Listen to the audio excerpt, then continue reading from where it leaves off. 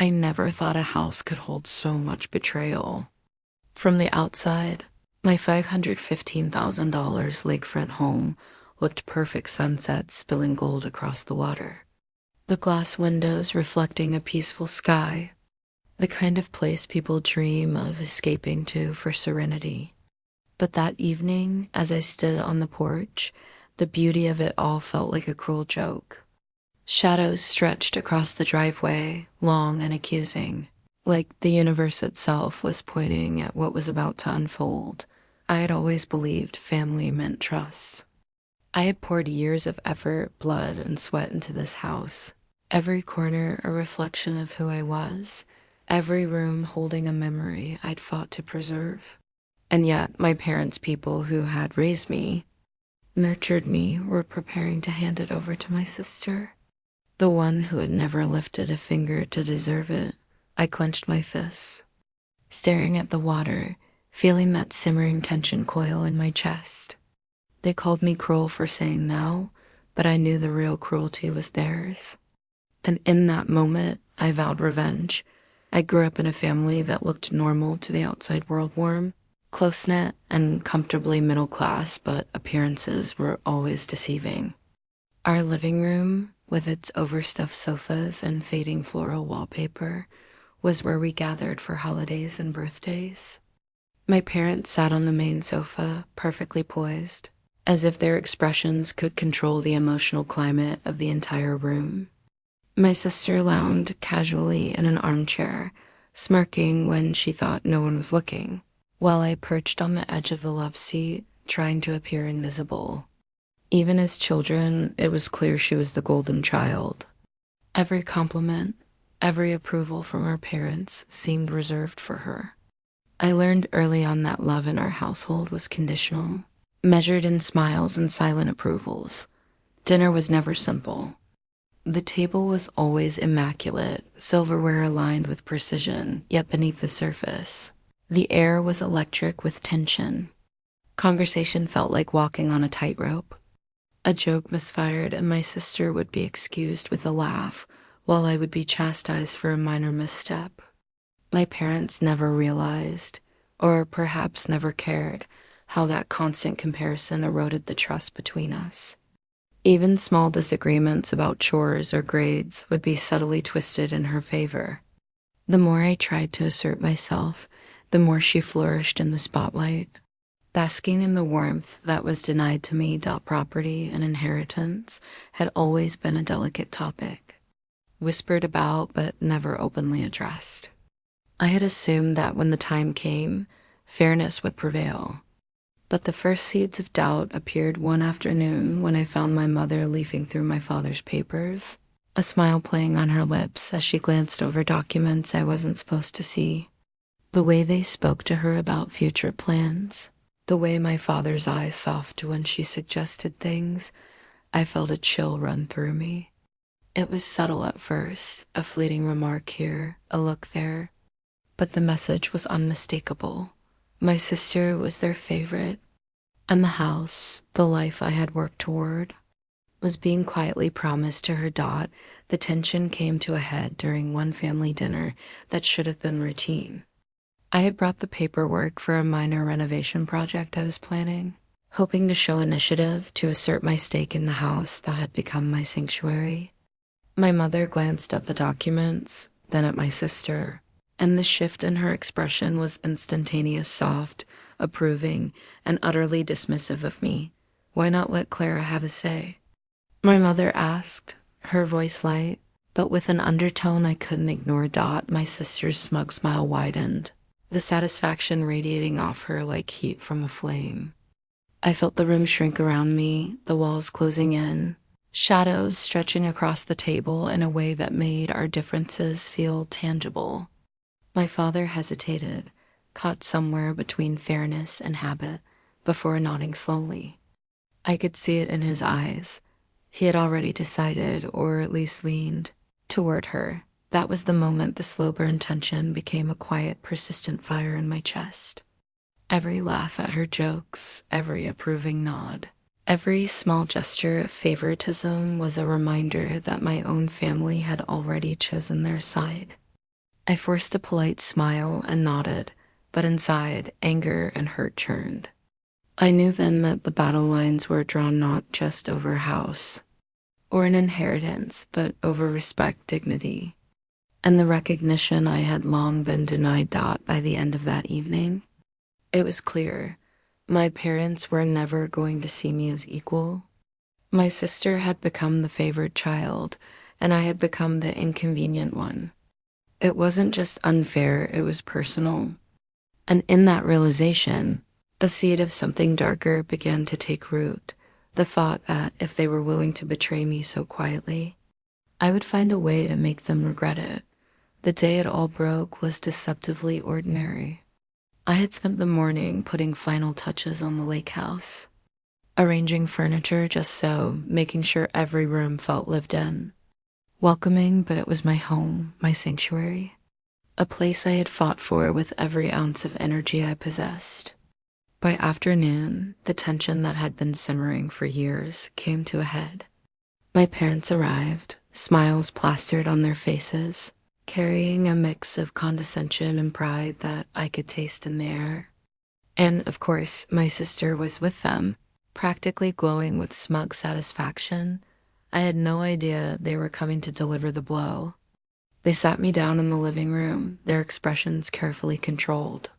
My heart thudded against my ribs, a premonition of what was to come. My mother cleared her throat, the words deliberate and slow, each one a dagger aimed at the center of my chest.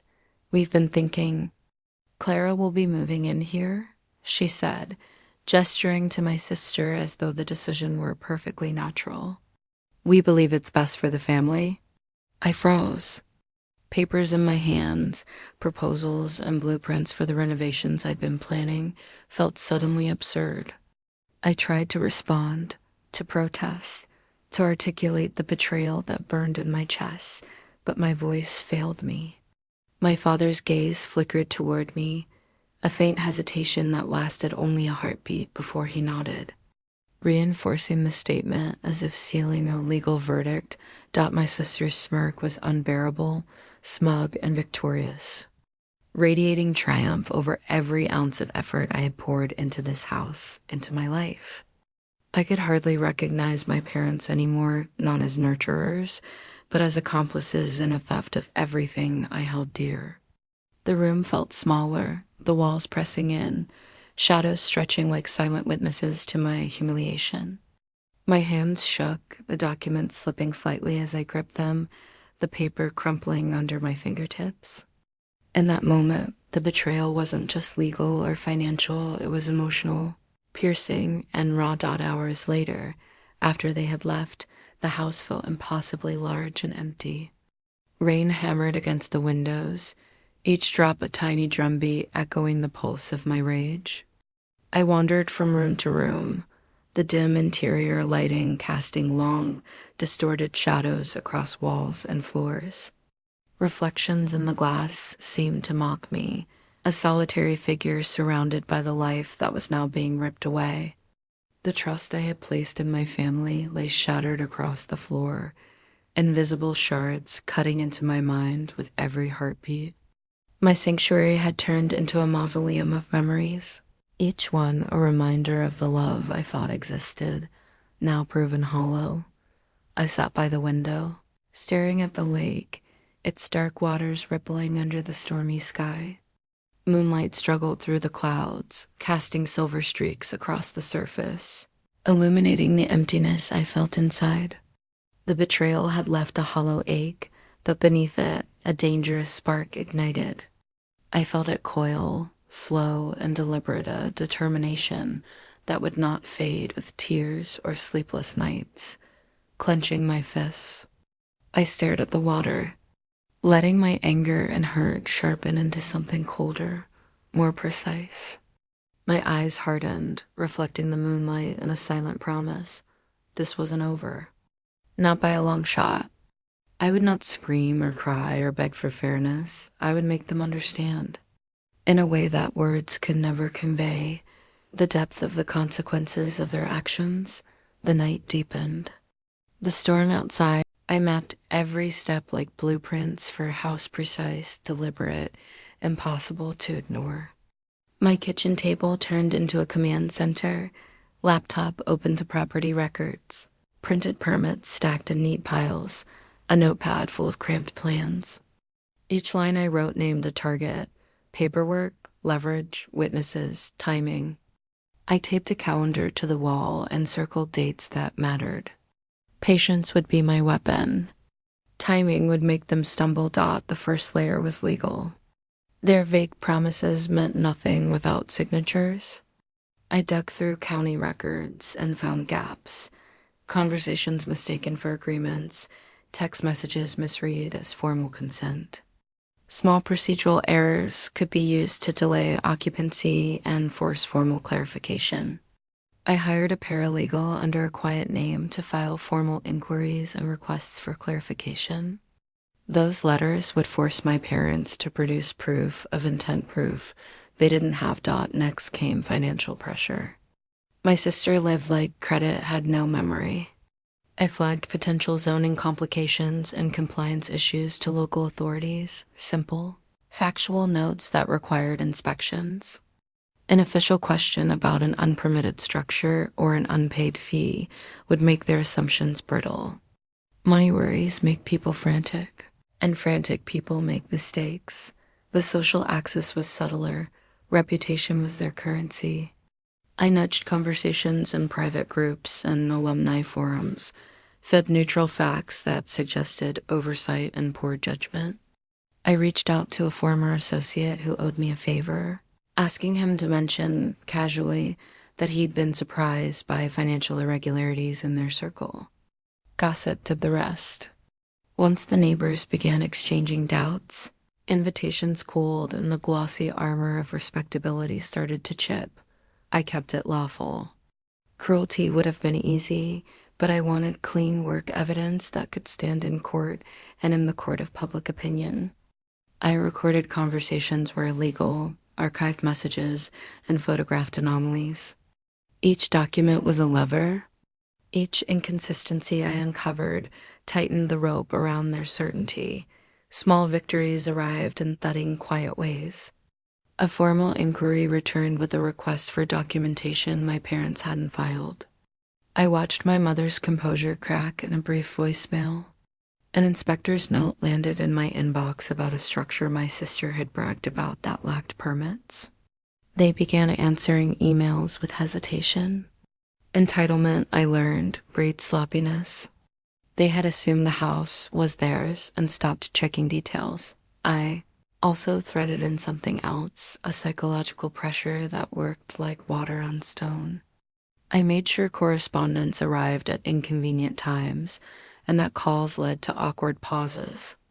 I asked polite but precise questions at gatherings that forced them to clarify positions in front of others. In those moments, their confidence thinned and cracks showed. I let them explain themselves until contradictions emerged. People exposed by their own words are more convincing than any outsider's accusation. Storms became part of the plan. I chose to let legal timelines coincide with a week of bad weather. Delays in travel and heightened tensions would increase the chance of missteps. The night before the first official notice, clouds swallowed the moon and the lake went black. I sat by the window with the documents spread around me and felt a cold satisfaction. Nature's mood matched mine. Every step had contingencies. If legal delay failed, I had alternative routes: a public notice, a mediation request, a demand for temporary injunction. None of them required spectacle-only adherence to the rules and an unflinching resolve. I rehearsed my statements until they were facts, not accusations. My goal wasn't to humiliate for pleasure. It was to reclaim what was mine through leverage and exposure. Watched them carefully, how my father's hands trembled when a call came, how my mother's voice sharpened under pressure, how my sister's casual smirk faltered when asked for specifics. Those tiny tells guided my next move. For every defensive email they sent, I had a precise response. For every shaky explanation, I had documentation ready that the plan's heartbeat was timing. I needed everything to converge: the paralegal's letter, an inspection query, a community whisper, all in a sequence that amplified uncertainty. When doubt multiplies, panic follows. When panic follows, decisions are rushed and irreversible. Late that night, as rain stitched patterns across the glass and the lake reflected a fractured sky, I checked the calendar again. The pieces were in place. The slow burn had become a focused flame. I was no longer the passive victim on the porch. I was an architect of consequence. They had treated my home like a promise to be given away. They would learn, in the most precise way I could manage, what happens when you take someone's life and call it charity. I would make them account for every choice, every dismissive word, and every lie. The day it all came together, the air seemed to thrum with inevitability. I watched from the porch as my carefully laid plan unfolded like clockwork. My parents' phones buzzed incessantly, emails piling up faster than they could read. Social media alerts flashing accusations and evidence of their missteps for the world to see. The calm, controlled image they had cultivated for decades was unraveling before them. My sister, once smug and untouchable, paced the driveway, glancing nervously at notifications on her phone, her confidence evaporating under the weight of public scrutiny. Newspapers printed the story, with headlines that stung with poetic justice. Community forums lit up with factual accounts of their negligence, financial oversights, and the repeated favoritism that had now cost them everything. Neighbors they had relied on for social validation exchanged shocked messages. Invitations vanished. Donations dried up. The world they had assumed was theirs had turned cold and indifferent. Their expressions, caught in photos and videos, mirrored my own feelings from months before: disbelief, humiliation, and a dawning realization that they had underestimated me. Even the lake seemed to participate in my vindication. Moonlight danced across ripples, casting long, eerie reflections of the house and the chaos around it. Objects on the dock shifted subtly in the wind, shadows stretching as if alive, hinting at the karmic weight settling over them. I felt no need to intervene. Nature and timing had done the heavy lifting. The quiet horror of it was cinematic, almost surreal, as if the world itself acknowledged the scales being balanced. I stood on the porch, hands resting lightly on the railing, my gaze fixed on their crumbling control. The sunset bled into the lake, shadows stretching long across the water, painting the scene in warm gold that felt simultaneously serene and merciless. Every detail, the stormy skies, the reflections, the shivering silhouettes of those who had betrayed me, was a testament to the patience, strategy, and subtlety that had brought me here. For the first time since that fateful dinner, I felt unburdened. My home, my sanctuary, remained intact, a fortress of quiet power. They had assumed cruelty lay in my refusal to share what was mine, but the true cruelty was the reckoning I had orchestrated. Calm, triumphant, and satisfied, I finally allowed myself to exhale. The revenge was complete, irreversible, and as the last light of day faded into night, I knew one thing with absolute clarity: they would never again mistake my silence for weakness. Morning arrived quietly, almost reluctantly, over the lake house. The water mirrored the soft light, calm and untroubled, as if nothing had ever shaken it. I sipped coffee on the porch, breathing in the crisp air, letting the warmth of sunlight brush across the deck. For the first time in months, the house felt like mine, not just a structure, but a sanctuary, a space reclaimed from betrayal and built on patience and precision. The chaos of the past weeks had faded into a distant echo, leaving only the calm that comes after a storm, and yet tranquility was tinged with unease. I caught a glimpse of a shadow at the far edge of the lake, fleeting and indistinct, like a memory refusing to settle. It reminded me that actions have consequences, that revenge leaves marks as deep as the wounds it heals. Satisfaction lingered, but so did a subtle weight, a quiet acknowledgement that life rarely bends perfectly to justice. I turned back to the house, letting the reflection of golden light ripple across the water, and considered the choices that had led here. What would you have done in this situation? The question hung in the air, heavy and persistent, leaving only the reflection of the lake and a shadow of uncertainty behind.